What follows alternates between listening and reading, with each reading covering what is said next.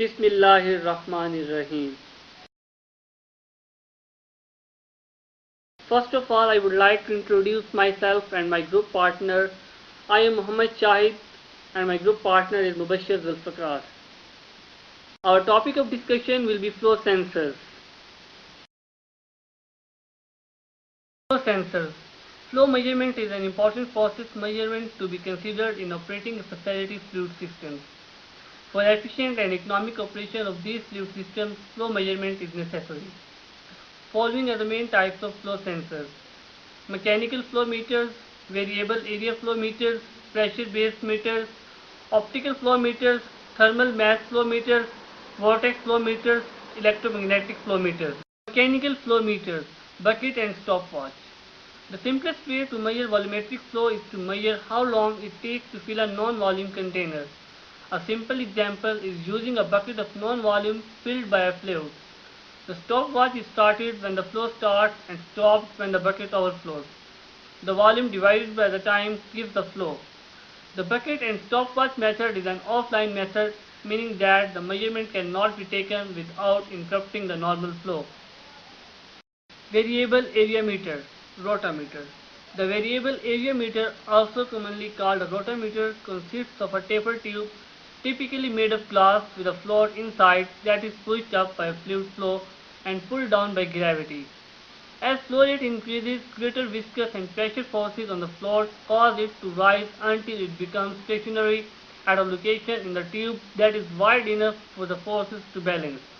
Floats are made in many different shapes, with spheres and spherical ellipses being the most common. Some are designed to spin visibly in the fluid stream to aid the user in determining whether the float is stuck or not. Rotameters are available for a wide range of liquids but are most commonly used with water or air. They can be made to reliably measure flow down to 1% accuracy. Tapered plug type. In this meter, a tapered plug is aligned inside a hole or orifice. A spring holds it in place. The flow is restricted as it passes through the gap and a force is produced which moves the plug. Because it is tapered, the restriction changes the plug takes up a position where the pressure force just balances the spring force. The movement of plug is transmitted with a magnet to an indicator on the outside. Pressure based meters. There are several types of flow meters that rely on Bernoulli's principle, either by measuring the differential pressure within a constriction or by measuring static and stagnation pressures to derive the dynamic pressure. Orifice plate. An orifice plate is a plate with a hole through it placed in the flow. It constricts the flow and measuring the pressure differential across the constriction gives the flow rate. It is basically a crude form of meter but with higher energy losses. There are three types of orifice: concentric, eccentric and segmental. Pitot tube. A pitot tube is a pressure measuring instrument used to measure fluid flow velocity by determining the stagnation pressure. Bernoulli's equation is used to calculate the dynamic pressure and hence the flow velocity. Optical flow meter. Optical flow meters use light to determine flow rate. Small particles which accompany natural and industrial gases pass through two laser beams focused a short distance apart in the flow path in a pipe by illuminating optics.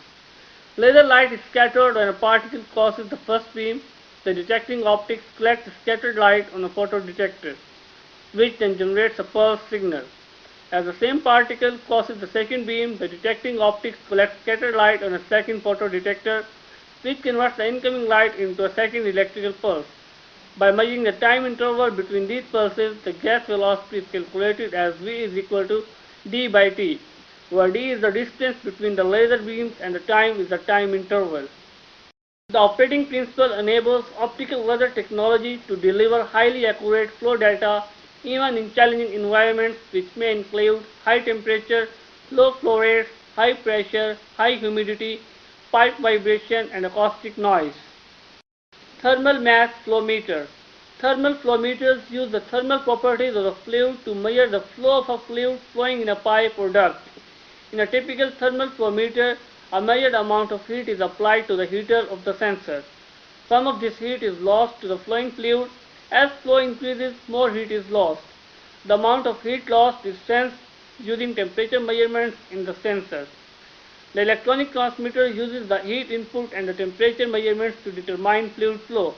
The primary sensor of a thermal flow meter is a heated wire or film, typically a platinum or tungsten resistance temperature detector that is exposed in the. A second sensor, possibly another RTD, is used to measure the flow temperature. As the flow passes over the hot wire, it carries away heat. The heat loss depends on the mass flow rate, the heat capacity of the fluid, and the temperature difference between the wire and the fluid. Vortex flow meter. The vortex flow meter is also a velocity type flow meter that places a flow element in the flow stream that is not streamlined. When the flow stream strikes the flow element, a series of vortices is produced.